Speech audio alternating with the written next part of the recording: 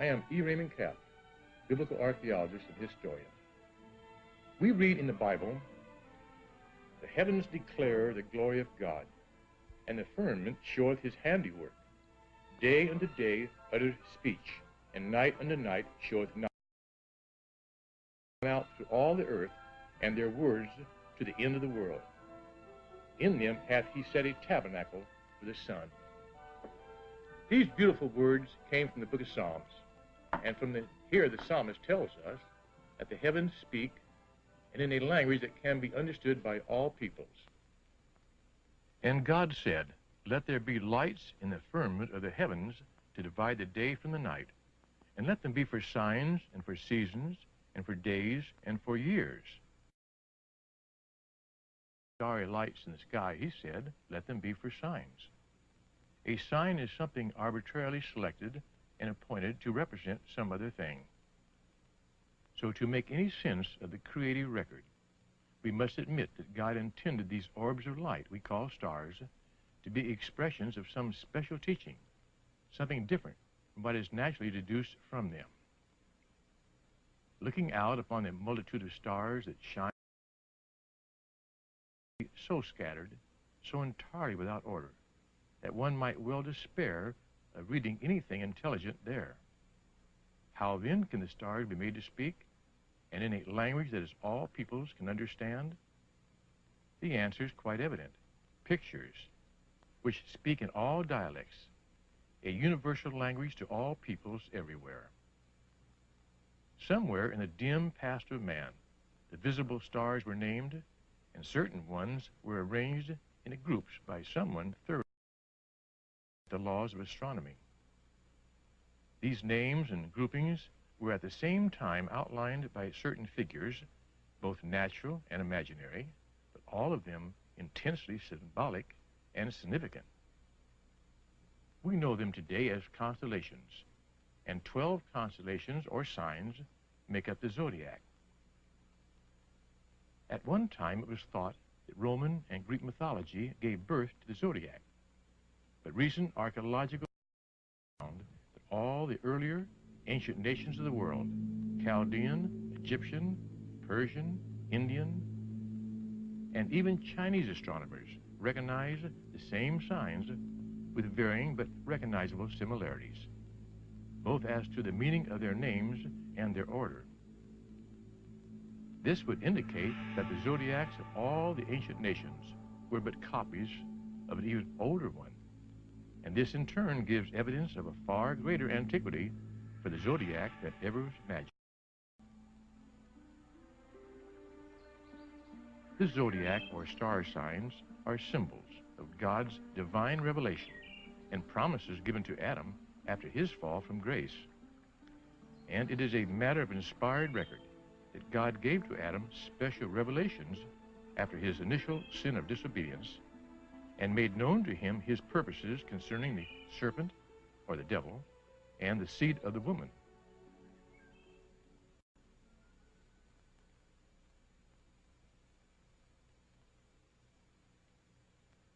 The whole gospel revelation and promises were therein included and given to Adam, not for himself and his posterity alone, but also to be known by the descendants of earlier races of creation.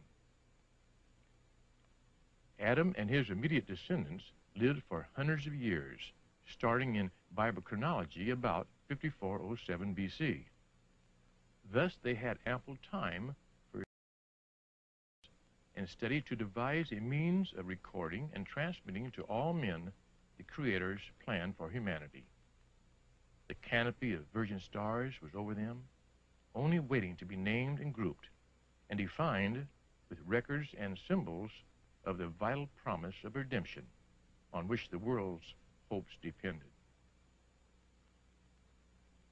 There should be no doubt but that the ancient biblical patriarchs were the men who first drew the celestial hieroglyphics, named and grouped, laid out the zodiac and its signs, and made the heavens a picture gallery for all the world to see, so that peoples of the earth might gaze up to the heavens and there read the wondrous story of the promised Redeemer, the redemption, and the redeemed.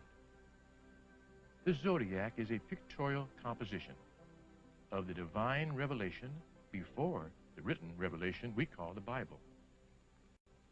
If this be true, then we should find a correlation between the star figures and the scriptures.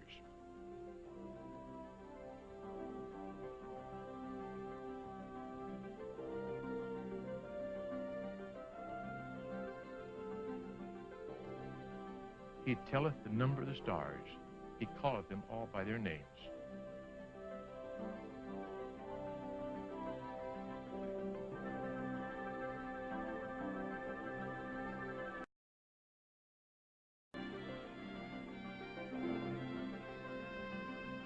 Job wrote, "By his spirit he garnished the heavens." Garnish meaning bright or beautiful. Both verses imply the source of the inspiration which resulted in the naming and the meaning of the practical groupings as coming from God himself. Although modern atlases often use Latin and Greek names, most of the stars of the first magnitude have names that have come down to us from remote. These earlier Arabic and Hebrew names have symbolic meanings. And in a few instances in which the original zodiac picture was lost, the ancient meaning of the star names facilitate their restoration. In other words, the key to understanding the zodiac lies in the ancient Hebrew, Persian, and Arabic names which still exist. The zodiacal circle is an imaginary band encircling the heavens and is divided into. Each sign is subdivided into 3 minor constellations, making a total of 48. In all stellar and celestial albums, the constellations are represented by figures of men, animals, birds, reptiles, and certain inanimate objects, all bounded by imaginary lines. The 12 signs of the zodiac constitute 12 graphic chapters in a picturesque book of divine revelation. The cast of characters begins with Virgo the Virgin and climaxes with Leo the Lion. These ancient star pictures were designed to preserve, expound, and perpetuate a record of how the Almighty would deal with mankind from the foundation of the world to the end of time. The overall panorama illustrates the visual story of the Redeemer, born as a seed of the Virgin.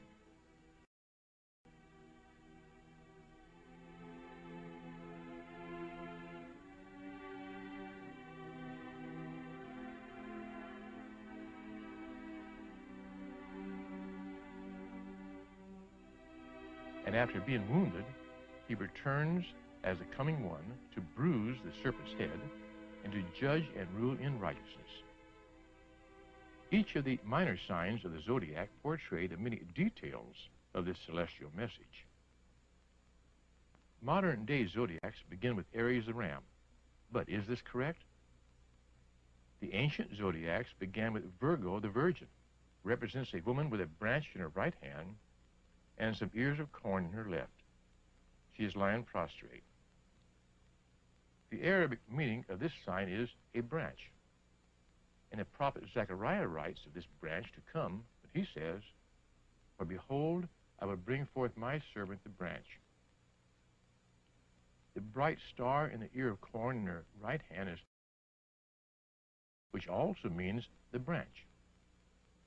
Thus is pictured the fulfillment of Isaiah chapter 7, as quoted by Matthew. "Behold, a virgin shall be with child, and shall bring forth a son, and they shall call his name Emmanuel," which being interpreted is, God with us. One of the stars in the arm carrying the branch is called Al-Murdadid, which means, who shall come down, or who shall have dominion. In Psalms 72, shall have dominion also from sea to sea. In this first sign, Virgo, she appears to be the main subject. But in the first of the 3 minor constellations, Coma, the child, is the focus of attention. The constellation pictures a woman holding a child in her lap. The ancient Egyptian zodiac called this same constellation by a name which meant the desired one. To the Egyptians, this was the god Horus. The desired one recalls a phrase written by the prophet Haggai. The desire of all nations shall come. This constellation indicates that the coming branch in the hand of Virgo would be the desire of all nations, referred to by Haggai. The Persian name for this young woman denotes a pure virgin who is on a throne nourishing an infant boy, having a Hebrew name, Yesu, a name which parallels the Greek word Christos. Como reveals the coming seed of the virgin was to be a man-child, but he was to be more than just man. He was to be God and man. He was to combine two natures in one. This theme is represented by the minor constellation Centaurus, the centaur. The meaning of this sign in both Hebrew and Arabic is the despised one. The prophet Isaiah, living centuries before the birth of Christ, wrote of this future event. He was despised and rejected of men, a man of sorrows and acquainted with grief. And we hid, as it were, our faces from him. He was despised, and we esteemed him not. Isaiah continues this theme. He was wounded for our transgressions. He was bruised for our iniquities.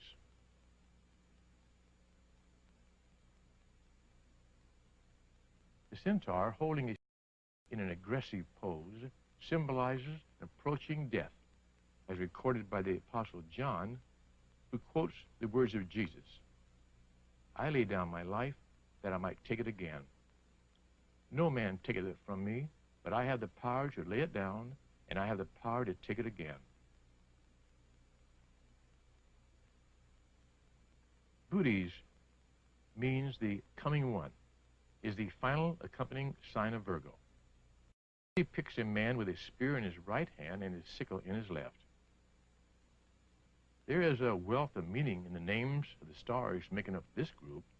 Arcturus, mentioned in the book of Job, is a first magnitude star and means he cometh. Alcaturups, a bright star in the head of the spear, means, once again, the branch.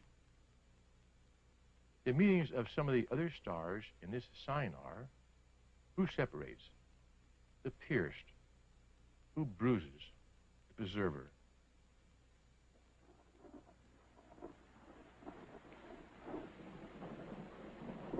The Lord says through the prophet Zechariah, they will look on me whom they have pierced.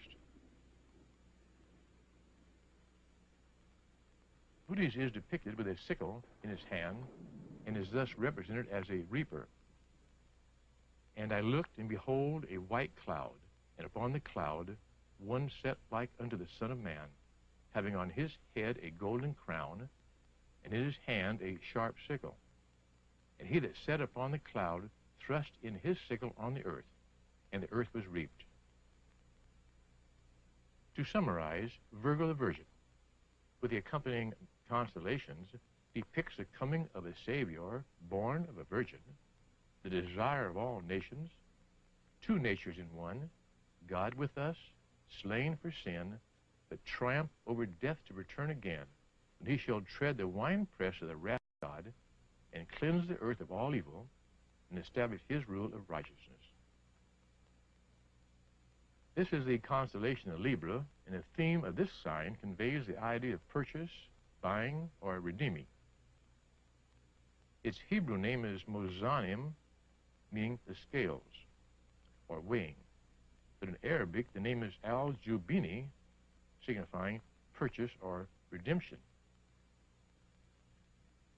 Libra contains three bright stars, the brightest being Zuban al-Ginubi, which means weighed in the balance and found wanting. While man is found wanting, a bright star in the upper group is called Janubi al-Shimali, which means the price which covers. This star also has a second name, al-Gubi, meaning heaped up high, denoting the infinite value of the price of redemption. Libra thus foreshadows the sacrifice of Christ for the purpose of redeeming his people and bringing salvation to all mankind. Crux, the cross. Its Hebrew name is Adam, which means cutting off. Here is a link with the prophet Daniel's statement that after 62 weeks shall the Messiah be cut off. Long before the Christian era, the cross was to the Persians and Egyptians a sign and symbol of life. That is, natural life given up and eternal life procured. But they were unaware of its future meaning. It is finished, the perfect atonement never to be repeated. This sign is given its Latin name, lupus, the wolf. It is always shown as being slain in the act of falling down, as in death. However, in the earlier zodiac addendera, this sign is pictured as a child with a finger on his lips and is named Surah, meaning a little lamb. The prophet Isaiah writes, "He was brought as a lamb to the slaughter, and as a sheep before his shearers is dumb, so he opened not his mouth." This is Corona, another minor sign of Libra. Corona means the crown. Its Hebrew name is Atara, meaning a royal crown. In Arabic, an ornament or jewel. The crown, following so closely after the cross, reminds us of the statement in the book of Revelation regarding the triumph of Jesus Christ. "Thou art worthy, for thou wast slain and hast redeemed us to God by thy blood."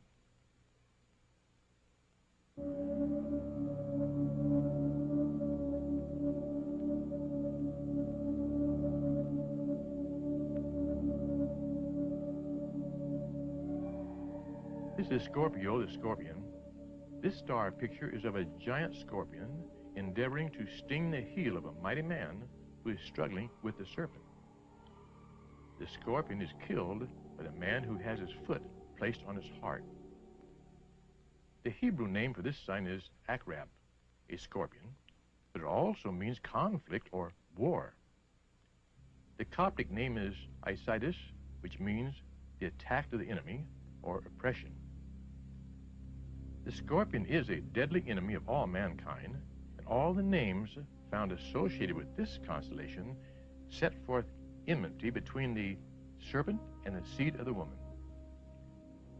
The Bible records this enmity, the attempt to destroy all the males of the seed of Abraham in the book of Exodus, the efforts of the evil Athaliah to destroy the house of David, and the massacre of the male babes in Bethlehem by Herod.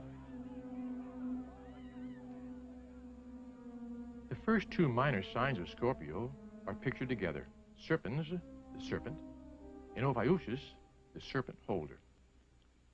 The serpent is struggling vainly in the powerful grasp of Ophiuchus.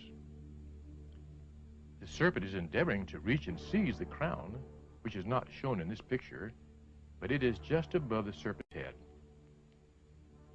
The brightest star in a man's head is, in Arabic, Ras al-Haggis, which means the head of him who holds. Other stars in this group have names which mean treading underfoot, the wounded, and the bruised. The Greeks worshipped Ophiuchus as the son of Apollo, the god of health. Hence the entwined serpent, like the entwined serpent around Aaron's rod, is the symbol of the medical arts.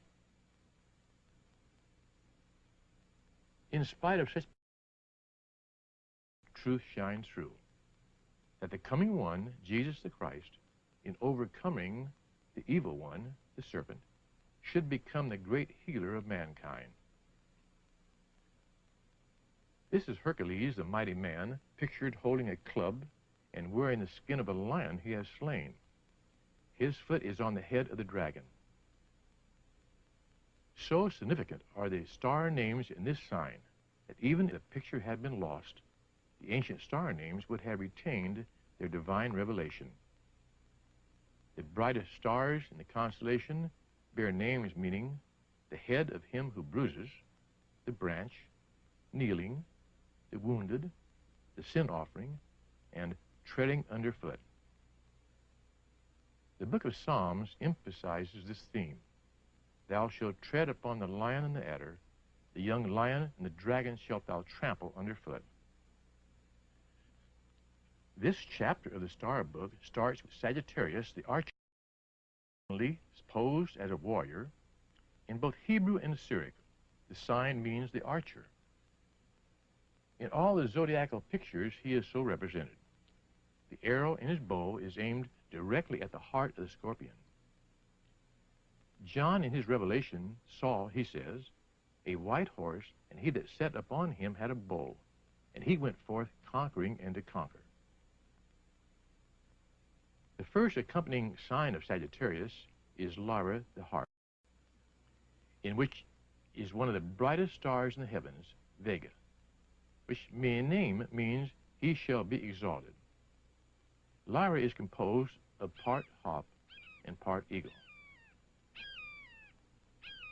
Since the Hebrew word for harp is very similar to the word for eagle, it is possible that the original sign was an eagle, as found on the Dendera zodiac. Thus, this portrayal combines both eagle and harp. However, the central truth seems evident, that praise shall ascend up, as is written in the book of Revelation, as an eagle toward heaven. The next accompanying sign is Ara, the altar, whose burning fires are leaping not upward, but downward toward the lower regions, known as Tartarus, meaning the outer darkness. In Arabic, this sign is known as Al-Mugama, meaning the completing or finishing. Psalms 21 says, Thou shalt make them as a fiery oven in the time of thine anger, and the Lord shall swallow them up in his wrath, and the fire shall devour them. The context of this sign shows a coming judgment, both by fire and the coming one, symbolized by booties. Revelation refers to a judgment by fire for the devil and his angels. Drago the dragon, since time immemorial, has always been referred to as the great enemy of both God and man. Here the stars foreshadow the final destruction of the devil, for we note that the dragon is in the position of being cast down. Nobody has ever seen a dragon, yet among the folklore of all nations and in all ages, we find the dragon described and depicted in both legend and art. It means trodden on.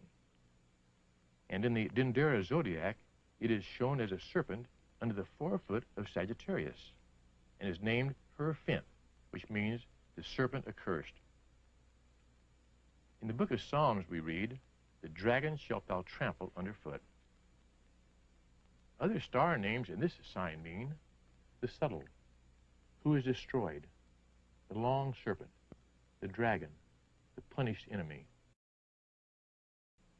This constellation graphically pictures the words written in the book of Revelation. The great dragon was cast out, that old serpent called the devil and Satan. He deceiveth the whole earth. Later, John writes, For the accuser of our brethren is cast down. In all the ancient zodiacs, this constellation, Capricornus, is represented by a goat with the tail of a fish. The Hebrew name for this sign is Gedi, meaning hid or cut off. In the goat, invariably the sacrificial animal, we have the atoning sacrifice, and the fish tail symbolizes the people for whom the sacrifice was made. The sign of the fish having always stood for the people of Christ. There are three minor signs in Capricornus, setting forth the theme of Christ's sacrifice and his living again. The first sign is Sagitta, the arrow, not Sagittarius, which had not left the bow, but a free-flying arrow intended for the enemies of God. This constellation represents the arrow fulfilling Psalms 38. Thine arrows stick fast in me, and thy hand presseth me sore. And in the book of Isaiah, he was stricken smitten of God and afflicted. He was wounded for our transgressions. The arrow is pictured in mid-heaven alone, as having been shot by an invisible hand. Symbol came to do. The effect of the deadly flying arrow can be seen in the second sign, Aquila, the wounded and pierced eagle. The meaning of the major stars in Arabic continue the theme. The wounded, wounded and torn, the pierced, wounded in the heel. The third minor sign, Delphinus, the dolphin, shows this light, his head upward in a typical dolphin-like attitude, leaping up out of the sea. Here is the whole truth as depicted in the constellation Capricornus, the story of the atonement and the resurrection. The constellation Aquarius depicts a man pouring water from an urn in a seemingly inexhaustible supply down into the mouth of a fish.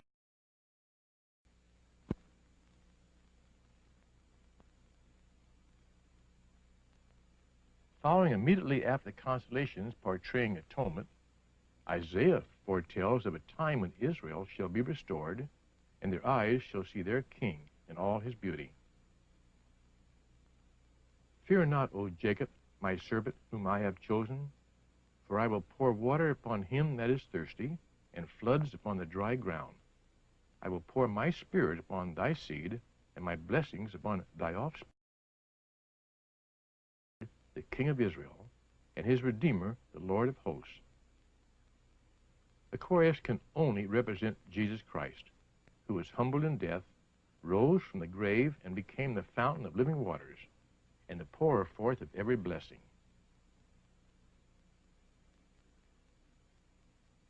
Pegasus, the winged horse, is one of the better known symbols.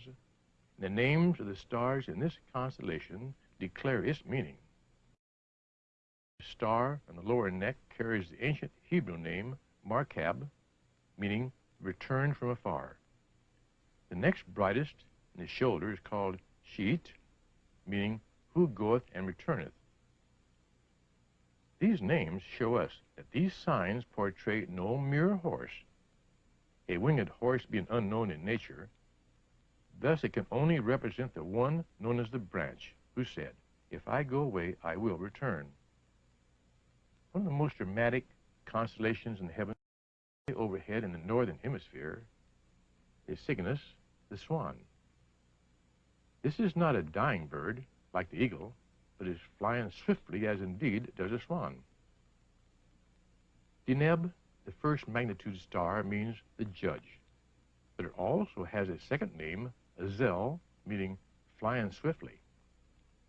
Thus his star name connects this sign with him who comes to judge. Coming is swift. The final passage in the book of the Revelation is a reminder, surely I come quickly.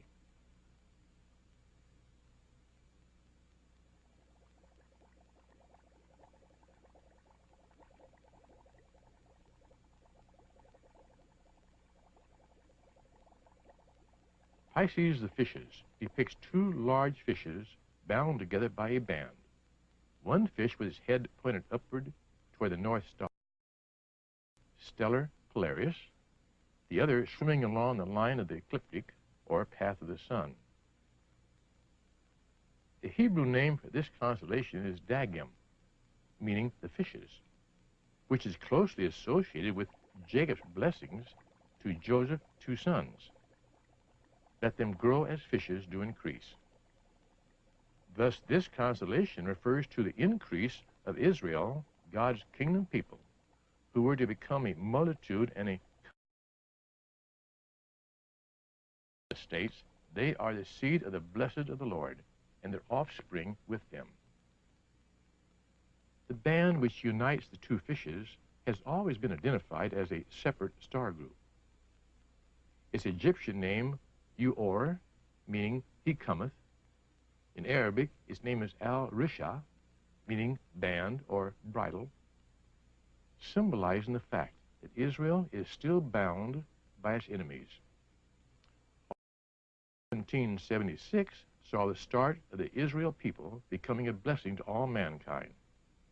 Even so, American Israel is still oppressed by many faceless enemies planning her destruction. Andromeda, the chained woman, in misery and trouble, helplessly bound in the sky. In the zodiac at Dendera, she is called Set, which means ordained as a queen. In Hebrew, she is called Sarah. In Arabic, Al-Fizraz, meaning the broken down.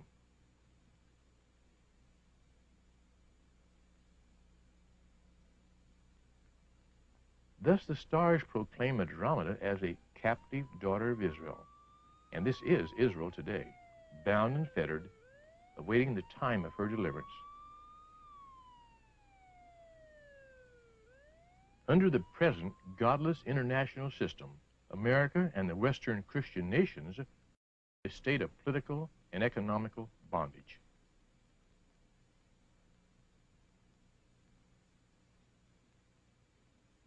Although possessing a land symbolically flowing with milk and honey, hundreds and thousands of Americans today are underfed and deeply in debt. And spiritual blindness covers the eyes of millions of people enslaved deep in a state of religious, political, and economic bondage.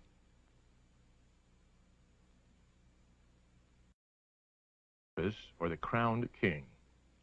He is crowned and enthroned in the highest heaven with a scepter of authority in his hand, and his foot is planted on the pole star. In Cephas, we have the glorious King of Israel. It is he who called Israel his son. To Moses in the book of Exodus, he states, "Thus saith the Lord, Israel is my son, even my firstborn." Aries, the Hebrew, Taleh, meaning the lamb. In Arabic, it means the sheep, gentle and merciful. The chief star in the forehead is named El Nath, which means wounded, slain. The next star in the left horn is called Al Shuratan, meaning bruised and the wounded. This sign and its stars unite in illustrating the words of the Apostle John, which taketh away the sins of the world. In the sign Andromeda, we saw the woman bound, symbolic of Israel, America. In this, the first of the minor signs of Aries, we see the same woman as Cassiopeia, the enthroned woman. Her hands are no longer bound, but engaged in the happy work of making herself ready to receive her husband. the Arabians called this sign El Sidr. The throne is close by Cephas, the king, the lamb that was slain to redeem Israel. Thy Maker is thine husband, the Lord of hosts is his name, and the Redeemer, the Holy One of Israel. For the Lord hath called thee as a woman forsaken and grieved in spirit, and a wife of youth when thou wast refused, saith thy God. The second minor sign in Aries is Cetus, the sea monster. The largest of all the constellations, situated very low in the south in the northern hemisphere. In the Dendera zodiac, it is called Kim, which means subdued, and the brightest star near its mouth is called Minkar, which means the bound or chained enemy. Here then, in the heavens, is the picture of a great rebel, he whom is by the Lamb. The third sign in Aries is Perseus, in the Hebrew, the breaker. This description, the breaker, is used by the prophet Micah to describe Christ.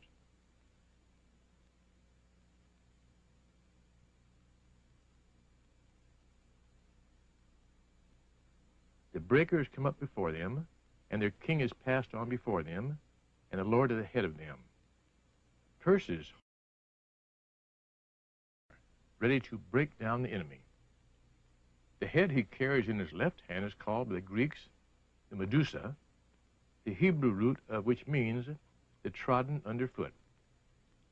The full Hebrew name is Ras Satan, which means the head of the adversary. This dramatic action picture is Taurus the bull, invincible, unconquerable, in his mighty energy and fierce wrath, his enemies. The name Taurus is Latin. In Hebrew it is Shur, which means both coming and ruling. The brightest star in the eye of the bull has a Chaldean name, Aldebaran, meaning the leader or governor. At the top of the left horn is a star called in Arabic Al-Nath, which means wounded or slain. Taurus can only be another representation of the prophecy as a coming judge and ruler, Lord of all the earth. That the coming one is no animal, but a man is shown to us by the first of the minor signs of Taurus. Orion, the coming prince, a triumphal and glorious prince.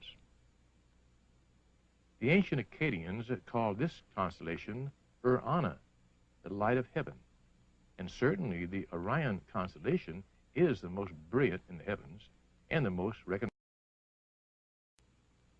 This constellation is mentioned by name in the book of Job, who describes it as being a well-known star grouping. There's a wealth of meaning in this sign. Orion's foot is on the head of Lepus, the hare, and in his girdle a sharp sword with a hilt in the form of the head and body of a lamb. In his right hand is a mighty club, and in his left hand he holds the tokens of victory, the head and skin of a lion. As to Orion's identity, the meaning of the major star names making up this constellation tell us who he is. The coming branch, the foot that quickly cometh, swift destroyer, the wounded one, the mighty, the ruler. This is Eridanus, the river of the judge, which is flowing forth from before Orion, and is running in a serpentine course toward the lower regions. In vain the sea monster Cetus strives to stop its flow, but to know saw this river of judgment in a vision. A fiery stream issued and came forth from before him. The judgment was set up and the books were opened. If one wonders who will be saved out of this judgment and how, the next accompanying sign gives the answer. This constellation, Auriga, represents a shepherd seated on the Milky Way and holding a she-goat which is looking back in fear and apprehension. In the man's lap are two little kids. This group represents the good shepherd, spoken of by the prophet Ezekiel. I will save my flock, and they shall no more be a prey. In his right foot is a first magnitude star called El-Nath, which means wounded or slain, further identifying him as the good shepherd who gave his life for his sheep. The old Coptic name for this constellation was Pi Mahai, meaning the united, as in brotherhood. We know it today by its more familiar name, Gemini, the twins. A club held by one of the twins and a bow and an arrow by the other are both in repose, indicating that victory has been won and they are at peace. This group symbolizes the two natures in one person, God and man, emphasized by the meaning of the star names which refer to the seed and the branch. This sign foretells of a day soon to come, of which the psalmist wrote, "The righteous shall flourish in abundance of peace so long as the moon endareth." Although Lepus, the hare, is a Latin name, this name and the names of other minor constellations bear no relationship to their ancient Egypt. The Persians picture this constellation as a serpent, but in the Dendera zodiac in Egypt, it is shown as an unclean bird standing on the back of the serpent, which itself is beneath the feet of Orion. The Hebrew meaning of some of the brightest stars in lupus are the enemy of him that cometh, the mad, the bound, and the deceiver. Although modern zodiacs may have lost the original names and enemy under the foot of Orion, telling us that when the true Orion, the seed of the woman, shall come, he will tread down the wicked, as written in the book of Isaiah. I will tread them in mine anger, and trample them in my fury. For the day of vengeance is in mine heart, the year of my redeemed is come. The next two minor signs are Canis Major and Canis Minor. Modern zodiac, however, this is a perversion by the Greeks in their mythology. The ancient Akkadians knew Canis Major as Casista, which means the leader and prince of the heavenly hosts. Possibly because the star Sirius, its major star, is so exceptionally bright. Indeed, it is the brightest star in the northern hemisphere. Two major stars in Canis Major are Merism and Adhara, prince or ruler, and the glorious. Obviously, these names bear no relation to dogs, but are full of meaning when applied to him of whom Isaiah speaks in his prophecy. Behold, I give him for a witness to the people, a leader and a commander to the people. Canis Minor also reveals nothing by its picture or name. But in the Dendera zodiac, it is called Sebok, which means conquering or. Its brightest stars have names meaning Redeemer, the Prince, the Ruler, who completes or perfects, a very different story. In spite of the Greek perversions of this constellation, the testimony of the ancient star names proclaim the story of the great Redeemer.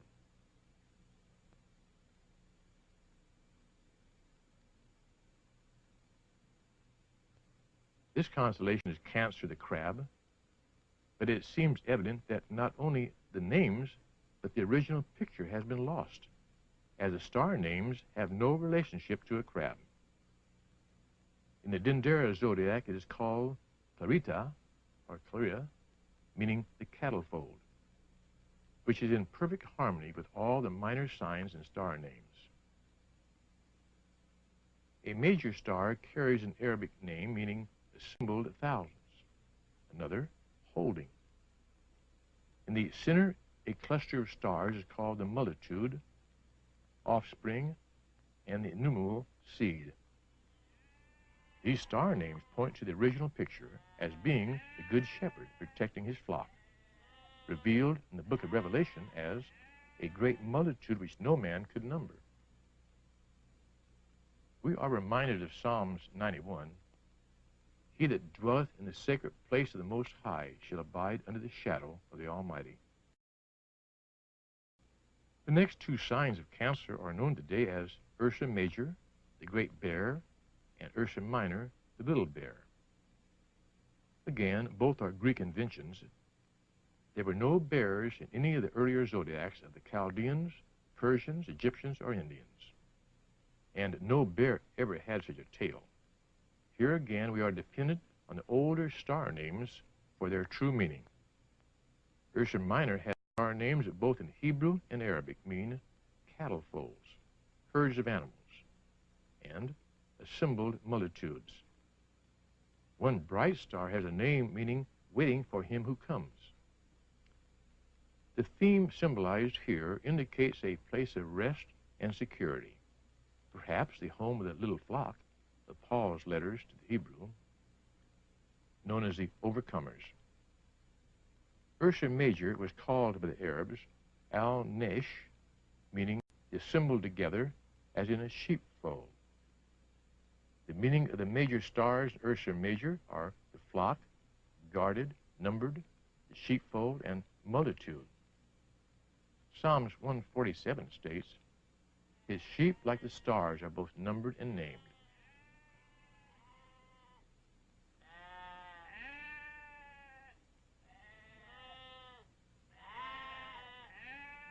Ezekiel wrote, As a shepherd seeketh out his flock in the day that he is among his sheep that are scattered, so I seek out my sheep and will deliver them out of all places where they have been scattered in the cloudy and dark day. Argo the ship is the last of the 3 signs of Cancer, and is celebrated in mythology as the ship of the Argonauts, of which Homer sang nearly 10 centuries before Christ. It is clear that when divested of mythological details, that the ancient sailors, after all their experiences, came home victorious. The quest for the golden fleece tells of a treasure that had been lost, and Jason, the captain, told of him who recovered it from the serpent who guarded it with ever watchful eyes. Is this not the parable of the hidden treasure, the lost sheep of the house of Israel, hidden in the field of the world, found by the good shepherd, who then went and sold all that he had and bought it with his own blood? The constellation of Leo the lion is the completion of the circle of the zodiac, and here there is no confusion. In all the ancient zodiacs of Egypt, Persia, and India, as well as in modern ones, the lion has his feet poised over the head of Hydra, the sea serpent, and about to descend and crush it. All the stars in Leo magnify and exalt Christ as the coming conqueror. Its bright treading underfoot, the judge, the Lord cometh, exaltation, who seizes, and the enemy put down. The truth of this sign is self-evident to any student of the Bible. It is the lion of the tribe of Judah, aroused for the rending of the prey. In the book of Numbers it is written, He shall eat up the nations his enemies, and shall break their bones, and pierce them through his arrows. He couched, he lay down as a lion, as a great. The 3 accompanying signs in Leo depict the end, crater, the cup of divine wrath being poured out upon Hydra, or Satan, that old serpent, and all his works and his allies. And Corvus, the raven, the bird of prey devouring the dead carcasses of the enemies of God and man. In the closing verses of the 19th chapter of the book of Revelation is a grim description of the birds who are summoned to the final scenes of slaughter, to clear away the carnage at the time of the coming of him who is King of kings and Lord of lords. He destroys his enemies who have been seeking to destroy his people Israel, and who have been hindering his kingdom from being established on earth as it is in heaven. It is evident that after the original meaning of the constellations became lost, nations invented stories from their own imaginations. The heathen, in their blindness, could no longer read the pictorial gospel, and did not know what to make of the foreshowing. This Egyptian statue is of Isis with her infant child Horus, conceived by the god Osiris, which indicated that the ancient Egyptians once had the vision of a coming Savior, called to be conceived by God himself. But they eventually lapsed into idolatry, forgot the true meaning of the constellations, and began to worship the symbols themselves. All mankind was given the knowledge of the celestial gospel, and the corrupt priesthood, having the knowledge, had no difficulty in inventing such a future Redeemer, Messiah, or King. Every ancient nation did just that. This explains the score or more of so-called virgin-born, crucified saviors preceding Jesus Christ. All imitations designed to fit the prophecies written in the stars. However, only one, Jesus Christ, fulfilled the prophecies in all their details. On the faces of the glorious stars is written the divine and perfect plan. It is purposed by the Lord of hosts, who shall disannul it. We find this plan foretold America's condition today. She is Israel in bondage. Although redeemed at Calvary, she is surrounded by world powers, jealous of her material blessings. and who are constantly plotting her destruction.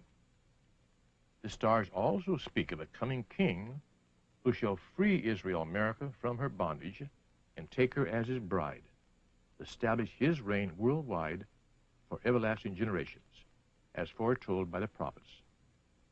The stars are the holy prophets spoken of by Zacharias, whose words are recorded in the Apostle Luke's writings. Blessed be the Lord God of Israel, for he hath visited and redeemed his people, and hath raised up a horn of salvation for us in the house of his servant David, as he spake by the mouth of his holy prophets, which have been since the world began, that we should be saved from our enemies and from all that hate us. Can one close one's eyes to the testament of the stars? To do so is against all the laws of evidence. Ancient religions may imitate crucified saviors. Modern religions may corrupt the words of the book, but neither can touch the stars in the heavens that declare the glory of God as embodied in the person, mission, work, and redemptive achievements of his only begotten Son, Jesus Christ, the Good Shepherd, who spread the stars across the universe to shine like diamonds in a vaulted hall. He broadcast them as hand-sown seeds might fall, or as coins spilled out of some rich king's purse. He then made man for better or for worse, and placed him on a tiny spinning ball that whirled around one of the stars so small. Yet I have heard man give to him the curse. Would man in his own adoration bask, denying God performed this mighty task? Oh yes, we have these hands, this brain of ours, and these are free with no restraining bars. But let me be conceited with your powers. Man, make for me a galaxy of stars.